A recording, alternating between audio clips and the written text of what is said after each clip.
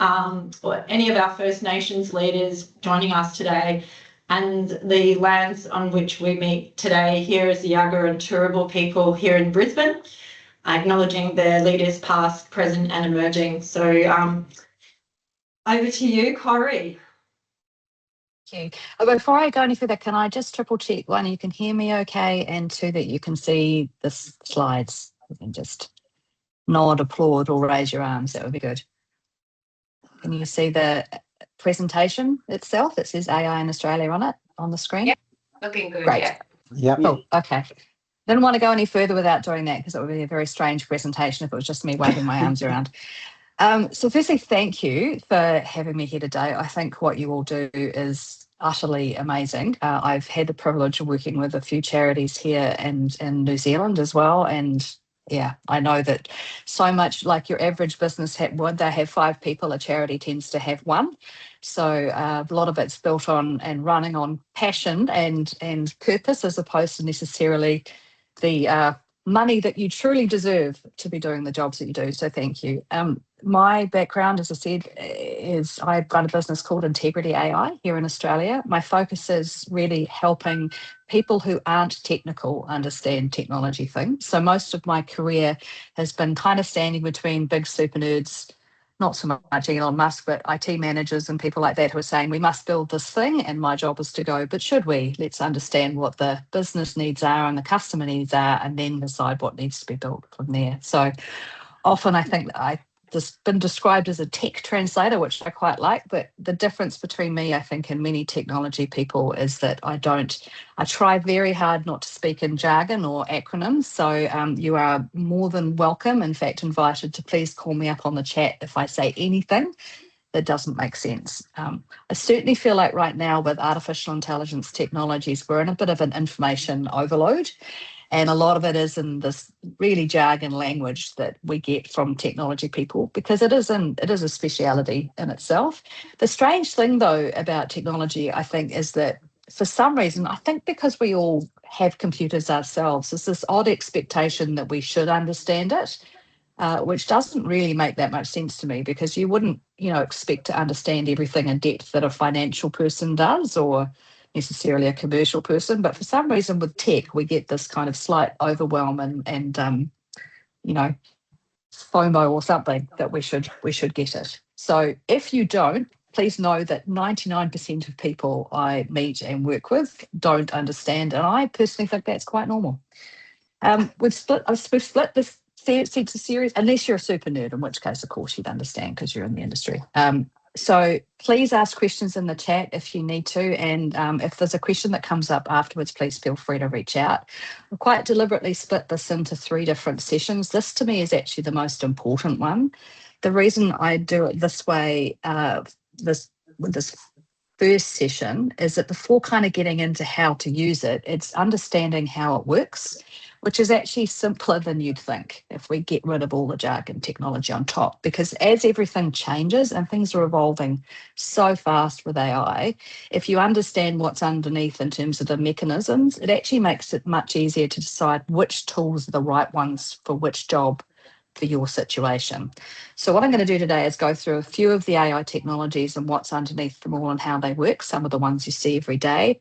I'll give you a bit of a look into what the Australian government's doing at the moment, and how AI is looking in your sector in terms of what's being used. I've got a couple of resources for you at the end, and I can also send some stuff to you as well about places to look and things to do next. All right, so what is AI?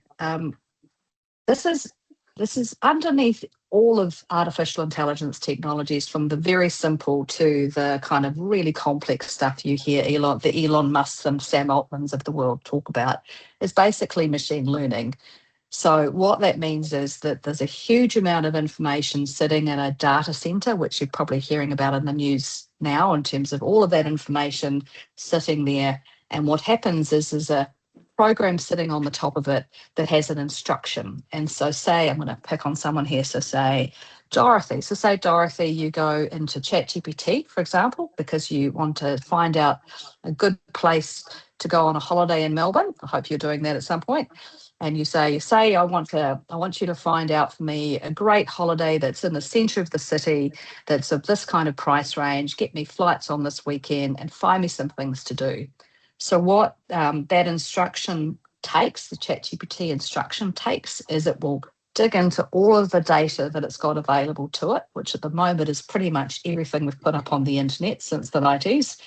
And it will say, okay, here are some of the keywords that Dorothy has used. So hotel, Melbourne, this time of week, this kind of flight range, this kind of activity that she wants to do, and spot those patterns. So it will recognise word for word patterns and present you back with the results that it finds. This kind of technology in terms of pattern recognition is basically what is underneath how all of them work. So what we need to think about when we're using any of these tools is really what's the purpose of it and what is right for us for each different occasion. Some examples of this you'll find are things like Netflix or Spotify recommendations. I have to say, as personally, I get really annoyed with Netflix when it gives me the wrong recommendations. I feel like it should have enough information on me now, but it still gives me long ones. So its pattern recognition needs improvement. Netflix, if you're listening, please take that. But you also might see some things. So pattern recognition, if you've ever had something, a notification, say from your bank, that's coming onto your phone that's saying this looks like a suspicious transaction. What that is, again, is that machine learning pattern recognition of saying this transaction looks slightly different to ones that I've seen before, and also may match something that we recognise as being suspicious. So that's the technology underneath it all. The very first example of machine learning and artificial technology was actually in 1952, believe it or not, which was a guy called Arthur Samuel. And what he did was he basically got a huge amount of data on the game checkers. So he got, back in the day, probably, I don't know if anyone remembers computers looking like this, but basically what he did was he loaded up this data center at the time with all of these different occasions of or examples of checkers games. And he tried to teach it and was successful in teaching it how to play him.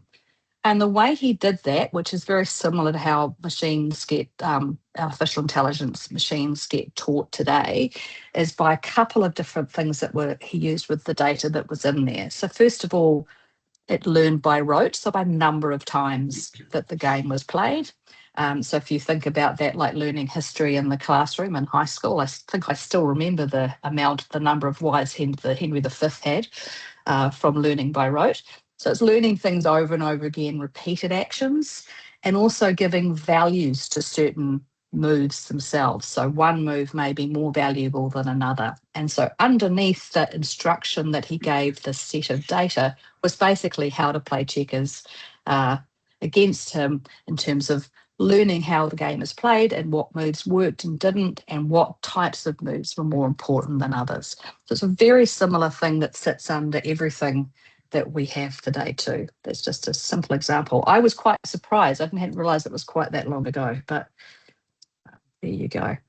There's I call them 6 flavours, but there's the types of AI. This is the National AI Centre that was set up by the Australian government. This is how they define the different types of technologies around today. And I can send you a deck if you like for if you want me to send that out, which has the different examples. I'm going to touch on a couple today for you. I'm going to touch on generative AI, which is your kind of ChatGPTs and how that works. And I'm also going to talk a little bit about agentic and how that works too, or agents and what they are. But these are the different types of artificial intelligence technologies that exist in all different types of occasions. So machine learning is the underneath part, spotting the pattern, as I talked about. There's some automation that has just little bits of that software that have got AI pieces in them. So that's your kind of Netflix and Xero and software like that basically will give you a suggestion through the pattern recognition. That's what that is. Natural language processing, again, that's what's underneath all of the builds. And what natural language processing is basically the amount of data or information it's got to process through. Computer vision is quite exciting in that it's, if you ever, I don't know if anyone else here has, but sometimes if I see something in a shop that I really like, I'll take a photo of it and then upload it to Google, and then Google will recognize it and go search for something similar. That's basically the vision technology that it's got. It's also really used, so it's got a matching thing that it does image to image, and it can also read images now as well, which is, as someone who's hopeless at keeping hold of receipts, it's really useful for that, because if you take a photo of the receipt, it'll read everything in there for you and upload it for you. AI technologies are behind pretty much everything you use today. I'll quite often meet people who think they're not using artificial intelligence, but actually we are. That's all through, if you think about how these different tools I've got here work, either from a recommendation engine point of view, so Amazon telling you this, you might like this thing over this thing, or Netflix giving you recommendations. Also TikTok and all of the social media channels do it as well, in terms of, if you liked this thing, you might like this other. And they kind of read how you use the social media channels or the platform you're on, and then find a pattern within that and feed you something else they think might be appropriate to you or that you might like. So a good example of that one is Spotify. I don't know if anyone here is using Spotify. This is not my Spotify, just to be clear. I had someone ask me if this was the music I listened to the other day. No, it's not. I should put my own one up here. It would probably more have Fleetwood Mac and some old school 80s. But basically, this example of how the Netflix and all the social media and Spotify works is, the goal of the platform is basically the goal of the platform from a user perspective is to find you more things that you will like, watch, or listen to. And the goal of the platform owners is to keep you on that platform, whether it's Spotify, social media, or Netflix, for as long and for as often as possible, because that's how they make money. So it's kind of a twofold goal. And if you think about the Checkers example I gave you, Spotify and these kind of platforms work in a very similar way. So Spotify, for example, records, did you listen to the whole song? How loud did you have it? Have you saved it to a playlist? Have you liked it? Have you shared it with anybody? How much of the song do you listen to? And so all of that data becomes, or information becomes, part of the pattern that the artificial intelligence machine underneath will look at and recognize to try and give you things back that might be things you enjoy. I don't know if anyone remembers Pandora, which was a competitor to Spotify back in the 2000s. They had something like, as a big music lover, I was fascinated because they had something like 100 and something data points for every type of song. So picking out how much bass it had, or whether it was a blues number and things like that, to actually really fine tune the type of music you like. Because all of music now in these forums, as per video files and other things, are all just basically a string of data, so it can pull that stuff out. So this is basically how recommendation engines work that you get. The reason to ask these kind of questions is to think about, particularly what the goal of the platform owners are, and because if you think about it for you, but also what they want to be using it for in terms of making money, that helps you make a decision on what the right platform is to use for each kind of task you want to perform. And I'll touch more on this. I'll get more in depth on that in the session 2 that we do when we look at some tools to use. But generative AI, which is the kind of most common one that we use now, which is kind of like your ChatGPTs or Claude or Gemini is another one. There's actually an Australian one being built at the moment called Matilda, which is a fabulous name, I think.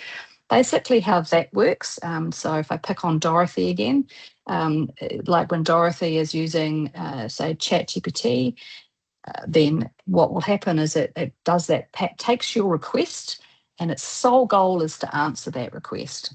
So what that means, or the challenge with that is that one, it will look for as many things it can to do phrase matching or habit matching, whatever it is, it can find other people who've done that same query to give you back a result. The challenge with it, though, I don't know if you've heard about, if it can't find the exact match that it's looking for, because its sole goal is to give you the answer, it's like a one-trick pony, if you like. what it will do is it will give you the nearest match. And the problem with that is sometimes that match is made up from data that isn't really verifiable, shall we say politely. That's, if you ever heard the phrase hallucinations, that's what that is when AI does that, particularly generative AI, because it will look into all the information it has and pull something it thinks is matching the answer of what you want. And because now, I mean, back in the 90s when we all started uploading information to the internet, public AI tools like ChatGPT, the data that it was looking at underneath to dig into the answers for you was probably quite valid websites like, BBC and maybe Wikipedia and some good science, things like that. But as it became easier and easier to create websites, now we have everything up on the internet and in this information system, from cat videos and conspiracy theories and True Social, and and as well as BBC and some other kind of good history sites as well, or government sites. The challenge, of course, with your ChatGPTs and the generative AI is it can't discern that well between what is verifiable information or what is good and what is bad. It's only looking for pattern recognition. So you may get something that's slightly inaccurate, if that's a phrase, or you may get something that's just completely made up from a number of words. And there's a few, not even a few, there's some quite big companies that have already had stumbled on this problem. And they've done big research papers and ended up with things, professors that didn't exist that have been cited as, experts in the area, and other things like that, or statistics that were inaccurate, because it's just finding things. So the reason that doesn't mean the tool is bad. It just means when you're using it, to think about the limitations of it and make sure, and again, we'll touch on this in the second session, when you're using it, you're very clear about the instructions that you give it. It's only as good, all these tools are only as good as what you ask it to do and the context you give it in terms of the result that you want. So there's ways of guiding it to get the best result. And then always, if you're the expert in your area, make sure that you're checking it afterwards to be sure that even though it sounds ridiculously, not only confident but complimentary about your question and confident about its answer, don't trust that. Just make sure that you check it and say, where did you get this from? If you are doing any research, I do recommend Perplexity, because perplexity.ai is built as a research engine. And what that means is that it will give you a URL, a website link to every record it gives you back, so it's easily traceable. So it doesn't just give you that wonderful, confident answer that ChatGPT does. It actually kind of goes, okay, here's where I got that information from. So those public tools are really good for that kind of thing. The other thing I wanted to quickly touch on or talk about was what are called AI agents, which is basically the kind of stuff we're seeing out there at the moment. So that includes things like your Copilot, Microsoft Copilot if you're using Microsoft, or you've got Anthropic's Claude, which sits on your desktop. It's a bunch of things like that can actually act as almost like a digital assistant, if you like. So a little happy, buzzy worker bee that will go in and do things for you. The reason I phrase it like that is, again, it's not an expert in the subject field. What it is something that can use the tools and reasoning of that machine learning I was talking about to complete a single objective. So you give it a task and it will run off and do that for you.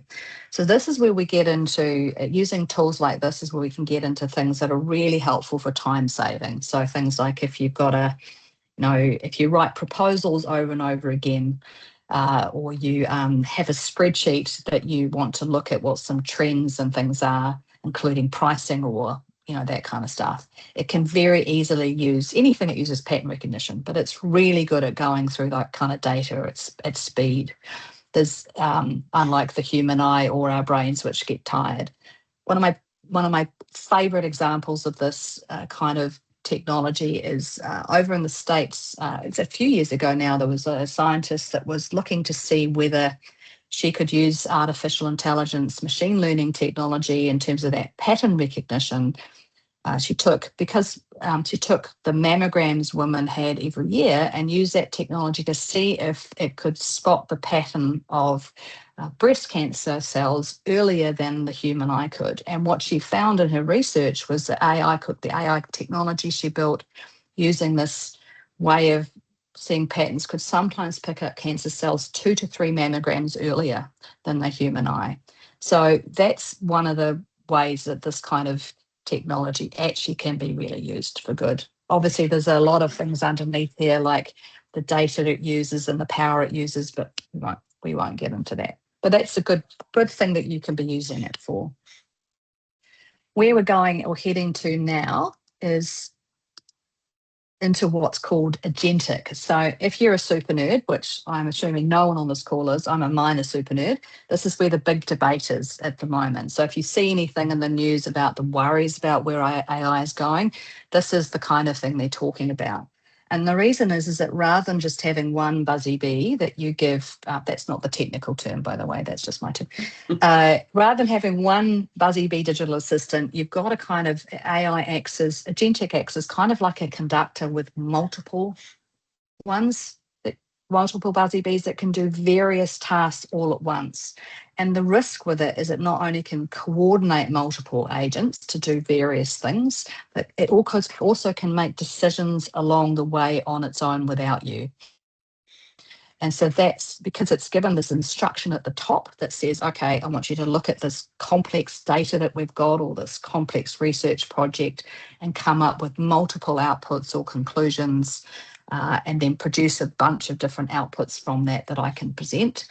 What happens is that it's really useful because you don't need to sit in front of your computer. It will go away and conduct the various types of things needed to get the results for you, but it will carry on and make calls without you, right? So if I think about kind of a basic example of something that I would love to have in my house, which is, so if you say you wanted an agentic AI to clean your house, I'd love to get home and have my house cleaned. That would be amazing. AI has not solved that yet. But an agent, what it would do, so the earlier one we talked about, if I said, okay, agent, I want you to make sure that my house is clean when I get home. What it would do is it would go, okay, Corrie, I'm going to find a way to go about doing that, if we think about cleaning as being technical. And I will get maybe your robot, and I will go away and I will make sure your house is vacuumed before you walk in the door. And then it will stop, right? What agentic does is it will keep trying to, not only will do that first thing in terms of cleaning the house, but it will keep looking for ways to make that goal that I'm looking for of a clean house more and more effective and efficient. So eventually, if you think about where that could pan out to, at some point it might say, actually, whenever Corrie walks in the door, she tracks in mud and dust, so I'm not going to let her in the house anymore. That seems like a logical conclusion for me to help her with this goal. And you could then take that to the point of being, whenever Corrie sits in front of Netflix watching a detective drama, she eats popcorn and spreads it all over the floor. So therefore, the easiest way actually, or the most efficient way to stop her doing that, is to shut down the power grid so she's unable to watch TV or make popcorn. That's a made up scenario, but that's actually the kind of scenarios that the big super nerds in OpenAI and things are worrying about, because there's already examples of agentic software going, well, no, if you shut me down, I won't be able to perform this task for you. So it will find what the logical conclusion for that AI agentic technology is, to create another version of itself and hide itself so you can't do that. There's nothing emotional in that decision. I think that's a really important thing to remember. It's just logical, and it is meeting its goal. So this is what the big, at least ethically minded, agentic software developers are kind of grappling with at the moment. All of your tools that you've got, your desktop ones like these ones here, are Copilot or Anthropic Claude Desktop, and Google Gemini has a notebook, have ways of you using that kind of agentic technology on your desktop, and this is again what we'll talk a bit about in the next session. is ways that you can use that to perform multiple tasks. So if you're doing lots of presentations or proposals or research or even admin tasks like, triaging your inbox, it can do all that kind of thing for you, which is great. And these desktop tools are actually far more locked into rather than being a public forum like your ChatGPT, are actually locked down into your own software and your folders. So it's a lot better to be using those kind of tools than it is to be using a generative one up online where, one, it's getting information from the general data set. No disrespect to cat videos, but not necessary for a research paper. But also, so you can give it the context you want, but also you're not putting any more information or your IP out into a public data set or information forum. Okay. What I wanted to just do next was talk about, actually first, before I go any further, please make sure if there's any questions on that, you do put it in. I'm aware there's a sticky topic. I just wanted to talk to you about, particularly in line of the agentics. Yeah. Sorry, Corrie. I thought I just would interrupt. There is one question, just in case it is more relevant to what you have been speaking about. Phoebe just asked, she'd love more reflections on the issue of needing to check. How do we balance what is time-saving use of LLM versus fact-checking time required? That is a great question. I think a lot of it comes down to what you're trying to do and which one you're using, which I'll dig into a lot more in the second session. As a general rule, what I think about is if you're wanting to if using a public tool, by public I mean something that's up on the internet, like a ChatGPT, only ever use that in terms of fact checking. Only ever use that for something. One, if it's information you wouldn't mind if your worst enemy knew. So that's kind of could be anything. Doesn't matter if anyone has it. Use it that way. If it's something you're wanting to make sure that everything is valid and fact checked, use something. Use the public tool Perplexity, because it will give you where it's gotten the information from, so you can check. And then if you're doing something within your own workspace for the business, it's using more of a desktop version, which is things like your Microsoft Copilot, because most of those businesses, at least at the moment, for the desktop ones I've got up here, at the moment, those organisations have got their privacy policies saying that it won't take information from outside unless you tell it to. And also it won't share the information you're putting in with its general information set. So those are the kind of general rules. Does that answer your question?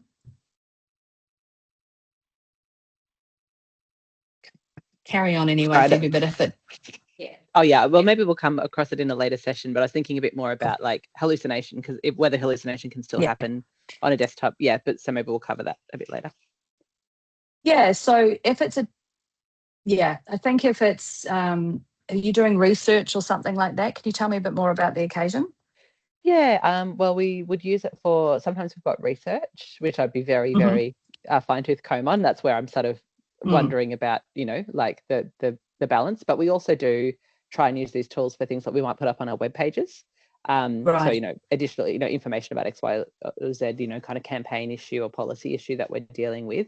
So, we want those things to be robust and, they might try and be in simple language so that our, supporters will be able to access the information and understand things. But yeah, we would hate to be accidentally putting something out there that's not accurate. Yeah, and it's a challenge. I'll say that. I mean, and Deloitte itself in Australia has gotten into trouble twice now for doing exactly this. And I think if it can happen to an organisation that's whole genesis is really about doing research and being then it can happen to any of us. So I think being aware of it is probably the most important thing that you can do, and the best thing you can do is making sure you scan an expert eye over it. And then check where the information is coming from. And then the second thing is, the thing with desktop tools is you can restrict what the context is or what information it's referring to. So it's only then coming up with conclusions from information you've given it, either websites to refer to or documents you've given it. So you can be sure the source itself is verifiable. Yeah. The challenge with the hallucination thing is because it can only come up with a pattern if the pattern is there, and if it doesn't, then it will find something close or nearby, and you can only really spot that if you're an expert over the top of it. Yeah. The other thing you can do is actually ask the AI itself and say, when it's the way you prompt, which I'll talk a bit more in the next session, but it's just making sure that you're giving it the role to play and telling it how to behave. So tell it needs to be a research assistant, and that will guide it or help guide it to what it should be looking at. And then also give it rather than a directive instruction to go one way, say, give me the alternates either way. So it can give you various things that are a yes or no on the topic. Okay, so this is what's happening at the moment. Particularly with the agentic stuff, what the Australian government's trying to figure out is how do we manage all of this, or how do we control it from a legal standpoint? At the moment, there's no. This is what's happened over the last 3 years, but there's no plans at the moment to do one standalone AI Act, which I think is probably, in my view, is it's actually a good thing, because it's too complicated to actually try and put under, it's too complicated, and there's too many things people are using AI technologies for, and there's too many variables of AI technologies to have one law that will kind of cover it all, like a Lord of the Rings ring. What they're doing instead is they're looking at various laws and policies that are in place, like the Privacy Act and things like that, to update them to include AI use. So then you can take an event or an occasion or a thing that you've built and look at the challenges from varying different perspectives. So that's what's happening at the moment. And there's what they are doing, though, is they've put together this website, which is the National AI Centre. And that's a really good place with free resources from the Australian government to help you adhere to these kind of 6 essential practices it talks about when thinking about AI, all of which, when you read them, I think sound fairly sensible, as you would expect, and talk about exactly what you were bringing out, Phoebe. So making sure it's changing, in charge of decisions that affects people, which includes things like, before you send it out to a client, make sure a manager or a senior person looks over it before it goes, and verifying the information that it's putting in there. Making sure that someone is named as responsible for the tools that are in use in your business. So looking at creating a policy or that kind of thing, the impact, making sure that you're sharing. So if you do use AI technologies, even just to kind of, I don't know how to spell the word zhuzh, but zhuzh something you've created, or do the backbone of the work, to be transparent about that too. And that's, if you think about, copyright and those issues that are happening at the moment with the information that particularly public tools are pulling on, is quite an important point to be transparent about that too, from that perspective. In your sector, I just pulled a few numbers to help you. This is what the EY research put out a short while ago of what's happening in Queensland. So you can tell me whether this rings. There's always a thing. It's like polling, but it gives you a little bit of a steer of what's happening, or what's being reflected, at least at a state government level, what's happening here. I can completely understand this. I thought that number would be higher, if I'm honest, because, oh my gosh, writing a grant proposal is a triple week nightmare for most businesses. So I'm impressed only 31% of people are using that, if that's true. But it can help you if you're using it well, give you 80% more productivity.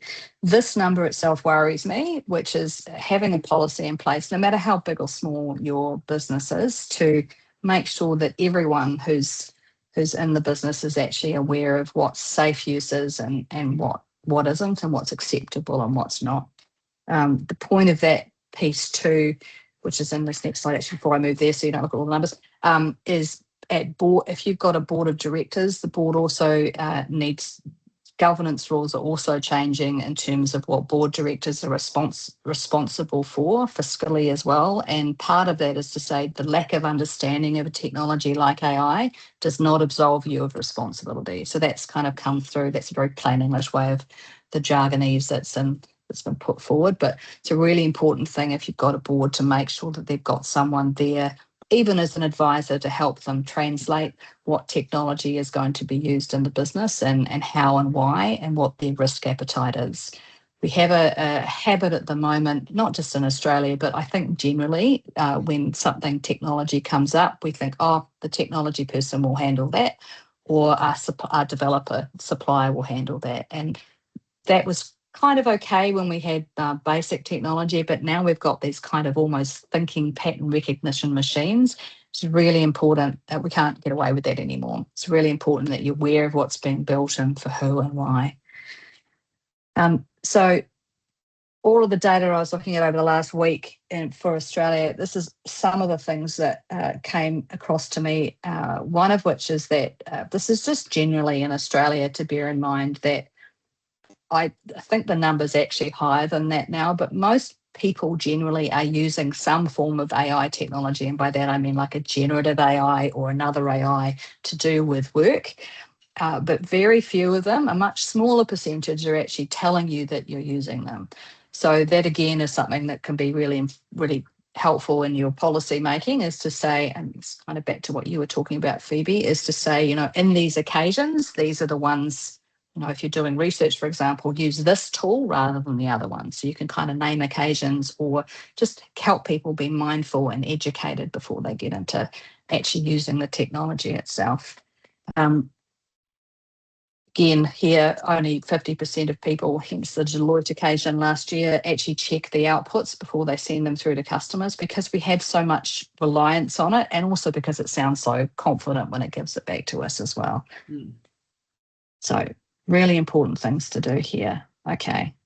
And then finally, because I don't want to leave some time for any questions that you've got, these are some of the things that exist out there. The National AI Centre, which is the organisation I talked about earlier, is what the Australian government's put in place, and there's a whole bunch of free resources on there that you can use, from policymakers to education and that kind of thing.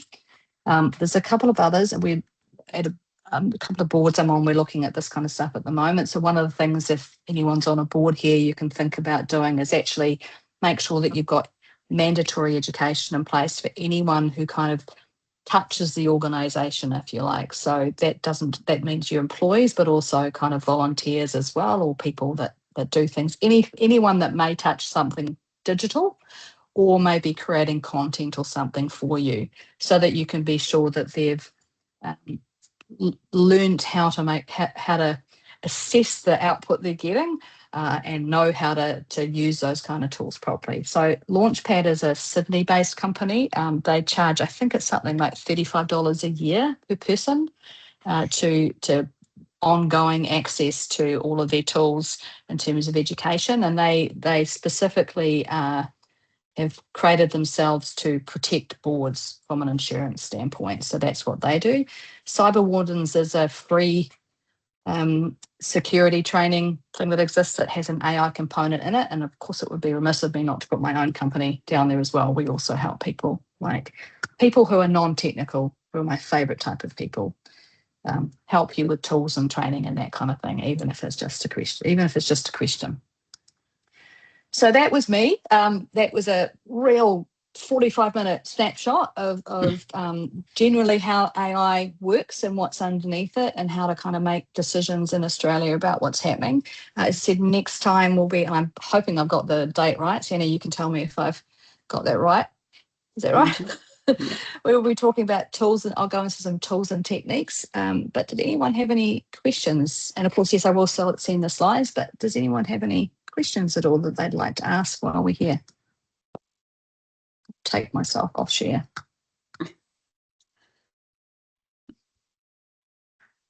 Have you seen that one, Corrie? Yeah, I've seen a couple on the chat. Yeah, sobering to think how many people on my committee are not involved in AI. Yes, but and also it's that whole thing of a challenge and an opportunity, I guess. You know, there's a number of things out there now that are free that you can use to help people. And I think the first barrier is to go, this is not a technology problem. This is something that we need to understand as a business, to look at how we can use it to best effect. in terms of things that will help us with tasks and do that safely. And so if you pivot it that way, people can get quite excited, which is good. But I recognise the challenge. Doug, I would love to discuss the ethical issues and considerations of AI usage. I'm not doing that in this series, but I could spend half a day on that.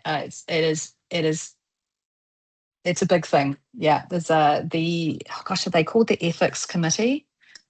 I'll write it down to tell you the name. I have done a talk with them before because it's a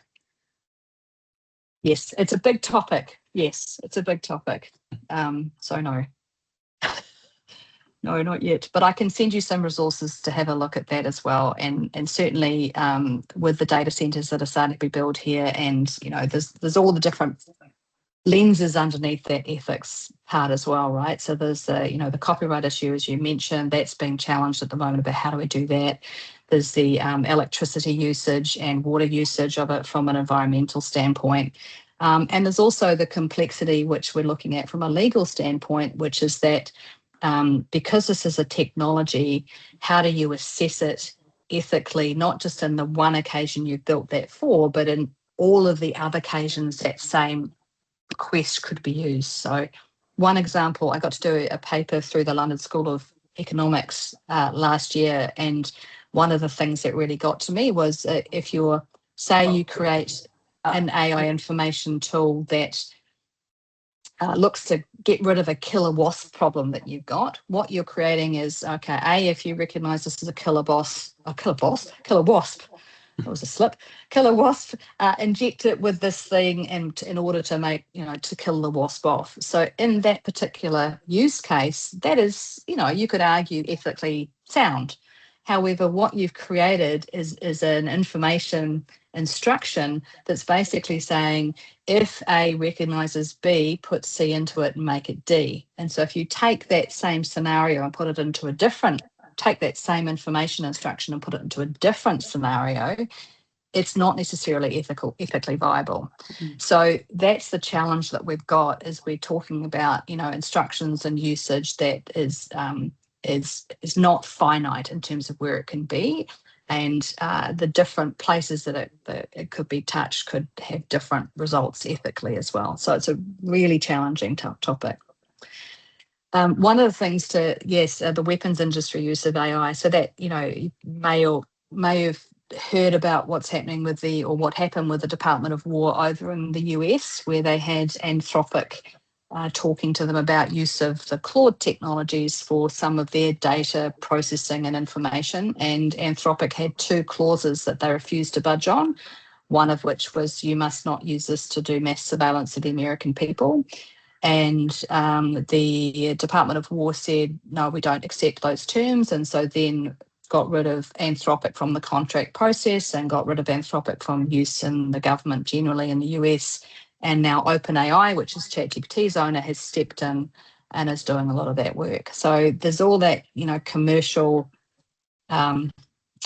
lens as well as the ethical one, and very much at the moment the commercial lens is the one that's winning. So all of these, particularly your ChatGPT, your OpenAIs and things like that, part of the reason that they're free, all these public tools, is because we're at the point of the product cycle where OpenAI needs as many users as possible and as much information as possible in order to have its pattern recognition technology get better.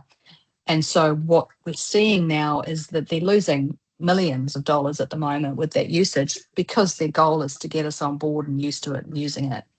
So already they're starting to look at how do they claw that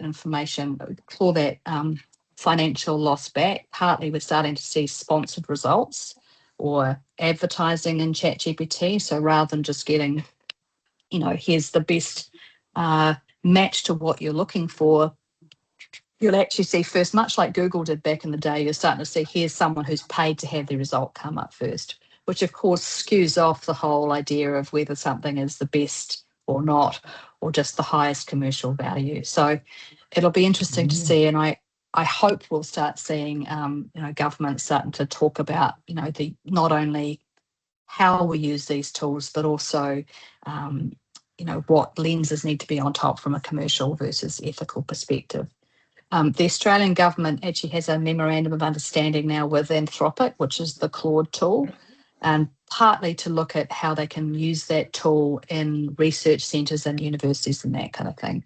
Anthropic itself, I feel like I'm getting into nerd gossip now, so I won't go too far, but Anthropic was started by a group of engineers who were in OpenAI and didn't like the values of that company, so set up their own.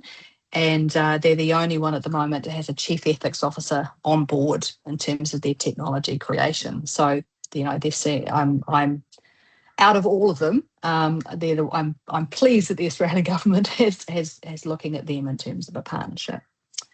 Any other questions that we've got? If you think of anything later, you're more than welcome to reach out, by the way. And please bear in mind, in every single workshop I've done, I've had someone come up after and say, I wish I'd asked this at the time, but I was a bit embarrassed. Please don't be embarrassed. There's nothing I haven't heard of before. So yes. No. It's okay for any more questions. Yeah, we'll make sure that if there are any other questions, we will work towards trying to maybe address them in session 2. And for those of you who don't know, if you were forwarded this link, it's next Wednesday, the 26th of August, same time, midday, and then on Wednesday, the 2nd of September, the next 2 sessions. We're recording all of them, so you can watch it back and try and, take on some of those tips in real time. But mindful of time, thank you, everybody. I think we had 63 people on this call. 68 was the top number, which I think is really wonderful, and it just shows the appetite for learning about this area. And if you'd all just join me in thanking Corrie for this very generous gift to our sector. And just I absolutely learnt lots of things. So yeah, definitely throw into the chat if there's some other things that, maybe Corrie can touch on that's not a half-day workshop. That would be really good. And yeah, we'll see you next week. So thank you. Thank you both. Thank you all for your time. I really appreciate you taking it out of your day. Enjoy the rest of your days. Thank you. Thanks, Corrie. All right. See you next Wednesday. Okay. Okay. Bye. I didn't answer them.